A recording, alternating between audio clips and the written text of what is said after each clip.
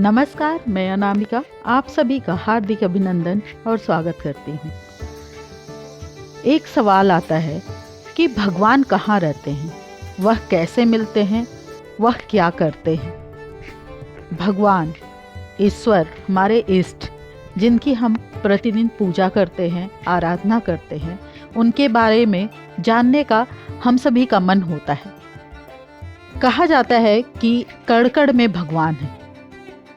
ये सच है कि कण-कण में भगवान है, लेकिन क्या हर कण में एक सुपर पावर, एक आदि शक्ति, एक महाशक्ति जो कि एक उनका राज्य है, उनका एक स्थान है, उसको छोड़कर कण-कण में आके हैं? तो भगवान नहीं है, भगवान की शक्तियाँ हैं कण-कण में। और हमारा विश्वास हमें हर कण में भगवान को बुलाता है। हम जहाँ भी अपनी आस्था, अपना विश्वास रखते हैं, वहाँ पर भगवान आते हैं। कहा जाता है कि जब भक्त प्रहलाद ने भगवान को पुकारा था और उसके पिता जब मार रहे थे और कह रहे थे, तुम्हारा भगवान कहाँ है, बुलाओ, क्या इस खंभे में भगवान है? तो प्रहलाद ने कहा था, हाँ, इस खंभे में भगवान है। तो प्रहलाद के विश्वास को सत्य करने के लिए भगवान खंभे से बाहर निकले थे। तो हमारा विश्वास, जहाँ भी हमारा विश्वास जमेगा कि यहाँ पर भगवान है, तो वहाँ से भगवान हमें मिलेंगे, हमें दिखाई देंगे। तो इसी तरह एक सोचने की बात है कि हमें अपने भगवान को कहाँ बुलाना चाहिए। हमारे घर में मंदिर होता है, सबसे पवित्र स्थान। वहाँ पर हम साज श्रृंगार करते हैं, गद्दे लगाते हैं, आसन बिछाते हैं। उसके बाद भगवान का आवाहन करके मूर्ति बिठाते हैं और उस मूर्ति में हम अपने भगवान का आह्वान करते हैं। कहा जाता है मंदिरों में प्राण प्रतिष्ठा की जाती है, मूर्तियों में प्राण प्रतिष्ठा की जाती है। तो इस तरीके से हम भगवान को उस मूर्ति में, उस स्थान पर बुलाते हैं। हमें यह सोचना है कि हमारे घर में कभी कोई अतिथि आता है तो हम उसे कैसे आदर सत्कार करते हैं, कैसे बुलाते हैं, कैसे बिठाते हैं। उसके लिए हम घर को सब बनाते हैं, उनके गद्दे बिस्तर सही करते हैं, चादर अच्छा बिछाते हैं, फिर उनको वहाँ पर बिठाते हैं। उस अतिथि का अच्छा खाना खिलाकर, अच्छे तरीके से व्यवहार करके हम उनका सम्मान करते हैं। तो जो हमारे सुपर पावर है, जो आदि शक्ति हैं, जो विधाता हैं हमारे, जो माता पिता हैं हमारे, उन्हें हम कैसा स्थान दें, कहाँ बुलाएं, ये हम पर पूरी तरीके से निर्भर करता है। कई लोग कई जगहों पे बोल देते हैं, यहाँ भी भगवान है, इस मनुष्य में भगवान है, इस मूर्ति में भगवान है। लेकिन भगवान को हमारी आस्था जो है वो बुलाती है। तो हमें बुलाने के लिए ये ज़रूर विचार करना चाहिए कि हमें अपने भगवान को कहाँ और कैसे बुलाना है।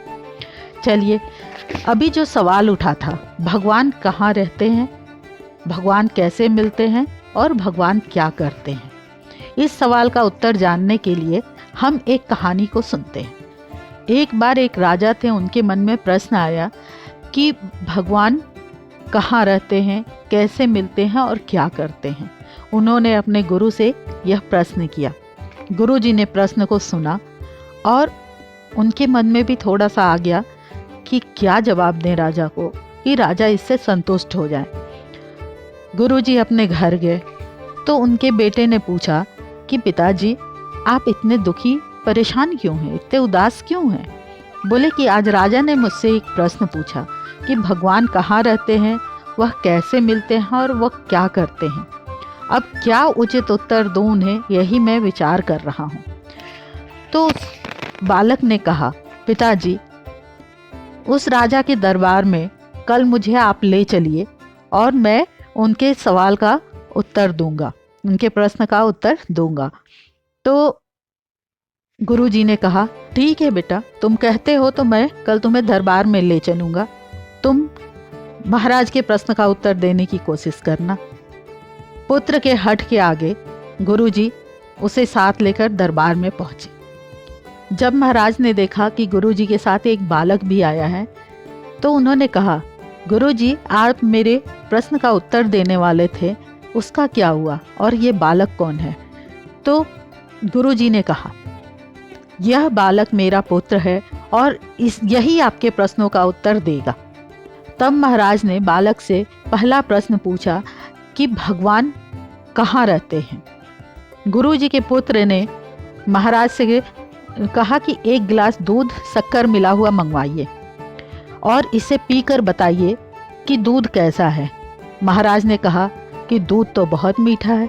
बच्चा बोला, परंतु महाराज क्या इसमें शक्कर दिखाई दे रही है? महाराज बोले, वह तो घुल गई है। तो बालक बोला, जी हाँ महाराज, भगवान भी इसी प्रकार संसार की हर वस्तु में रहते हैं। जैसे शक्कर दूध में घुल गई है परंतु दिखाई नहीं दे रही है, उसी तरह वह भी दिखाई नहीं देते। महाराज संतुष्ट हुए और बोले कि अच्छा, दूसरे प्रश्न का उत्तर बताओ, भगवान मिलते कैसे हैं? बालक ने कहा, महाराज थोड़ा दही मंगवाइए। महाराज ने दही मंगवाया तो गुरुजी के पुत्र ने कहा, महाराज क्या आपको इसमें मक्खन दिखाई दे रहा है? महाराज ने कहा, मक्खन तो दही में है और वह तो इसके मथने पर ही दिखाई देगा। बालक ने कहा, हाँ महाराज, मंथन करने पर ही भगवान के दर्शन होते हैं, ऐसे आसानी से हम भगवान को नहीं देख सकते। इस उत्तर से भी महाराज संतुष्ट हुए और बोले कि ठीक है, मेरे अंतिम और तीसरे प्रश्न का उत्तर बताओ कि भगवान करते क्या हैं। तब गुरुजी के पुत्र ने कहा, महाराज इसके लिए आपको मुझे अपना गुरु स्वीकार करना पड़ेगा। महाराज बोले, ठीक है, आप गुरु और मैं आपका शिष्य। अब बालक ने कहा, महाराज गुरु तो ऊंचे आसन पे बैठता है और शिष्य नीचे। महाराज ने कहा कि आपके लिए मैं अपना सिंहासन खाली कर देता हूँ, आप इस पर विराजमान होइए। और वह स्वयं नीचे बैठ गया। अब बालक ने सिंहासन पर बैठकर कहा, महाराज आपके अंतिम प्रश्न का उत्तर यही है। महाराज बोले, क्या मतलब? मैं कुछ समझा नहीं। बालक ने कहा, महाराज भगवान यही तो करते हैं, पल भर में राजा को रंक बना देते हैं और भिखारी को राजा बना देते हैं। महाराज ने प्रसन्न होकर बच्चे को गले से लगा लिया और ढेरों बधाई और पुरस्कार प्रदान किए। इस प्रकार हमने समझा कि भगवान का अस्तित्व हम कैसे जान सकते हैं, कैसे समझ सकते हैं। एक छोटे से बालक के द्वारा दिया गया उत्तर बहुत कुछ सिखाता है। कहा जाता है कि एक व्यक्ति घर बनाया, परिवार बनाया, सामान बनाया, तो हर चीज़ में कहीं ना कहीं उसका अस्तित्व विराजमान है। उसी तरह भगवान ने इस सृष्टि को बनाया है, इस संसार की रचना की है, तो उनकी रचना के हर कण में वह विराजमान है।